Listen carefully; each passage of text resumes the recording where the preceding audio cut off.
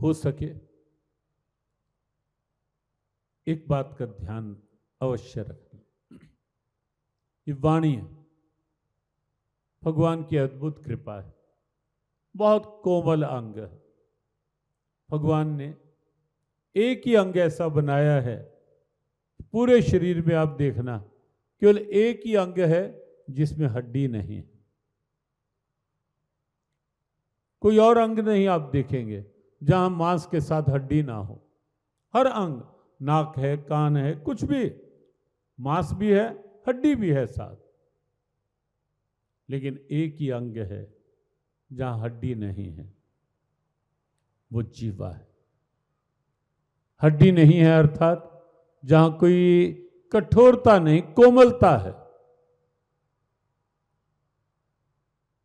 बिल्कुल कोमल। और इसीलिए इस वाणी का प्रयोग कोमलता में करो, कठोरता से नहीं। बहुत आवश्यक है। वाणी का शब्द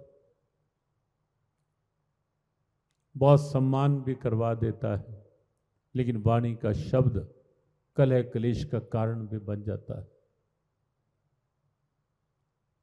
कई बार ये बात आती है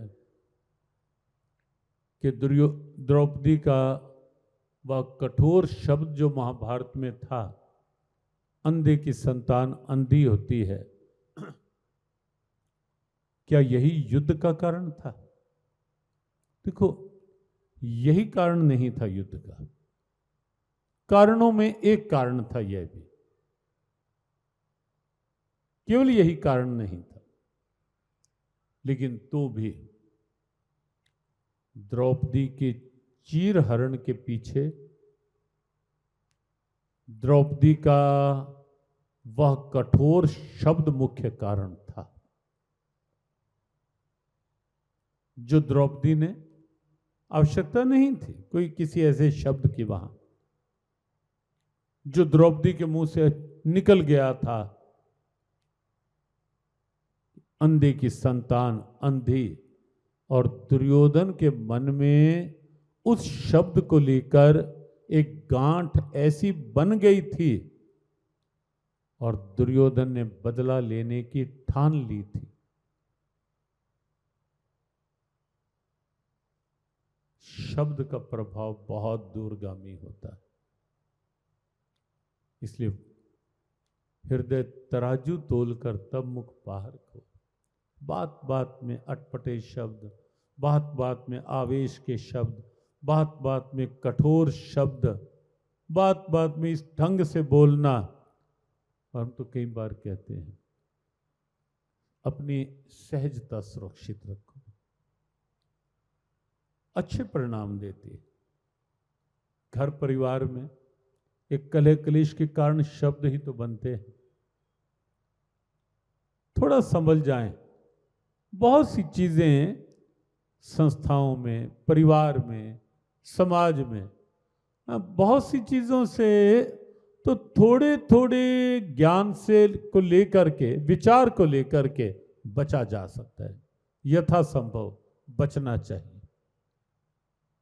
यथासंभव घर परिवार को कलह क्लेश का केंद्र नहीं बनाना चाहिए। शब्दों पर नियंत्रण होगा, बहुत कुछ बचाव हो सकते हैं इन स्थितियों से। और भगवत गीता में आपको स्पष्ट कर दें कि गीता, जो लोग कहते हैं कि गीता तो केवल ज्ञानियों के लिए है, केवल सन्यासियों के लिए है, गीता केवल मंदिर के लिए है, पूजा के लिए, पाठ के लिए है, या कई लोग मान लेते हैं कि गीता तो कर्मों का त्याग करवाने वाला ग्रंथ है। बिल्कुल नहीं, आप पढ़ो तो सही। और सच्चाई ये है कि भगवत गीता के लिए इस प्रकार की निरर्थक जो भ्रांतियां हैं, वो केवल वही लोग बनाते हैं जिन्होंने गीता जी को पढ़ा नहीं। व्यासपीठ का ये बार बार आह्वान है। कल भी कहा था, कोई और अपील का कोई प्रश्न नहीं होता, कोई अपील नहीं, कोई मांग नहीं, कोई अपील नहीं व्यासपीठ की। केवल एक ही अपील है, एक ही डिमांड है, एक ही अपेक्षा है आप सबसे, वो ये कि एक बार इस ग्रंथ को आप घर में नियम से पढ़ें। केवल एक ही आह्वान है, आप स्वयं पढ़ें, बच्चों को थोड़ा जोड़ें। बहुत बड़े परिवर्तन आ जाएंगे, बहुत बड़े परिवर्तन जीवन में, परिवारों में, बच्चों के संस्कारों में। अच्छे परिवर्तन आ सकते हैं कि छोटे छोटे प्रयास से। और जियो गीता का इसीलिए ये एक आह्वान और प्रयास चल रहा है कि भारत के हर शिक्षा केंद्र में गीता पढ़ाई जाए, भारत के हर स्कूल में बच्चों को गीता की फीडिंग हो। विश्वास बढ़ेगा, एकाग्रता बढ़ेगी।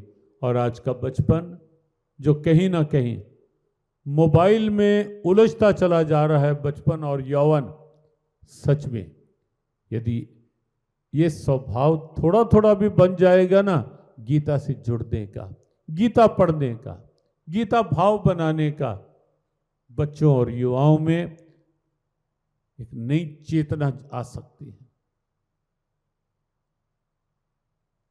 विश्वास है व्यासपीठ का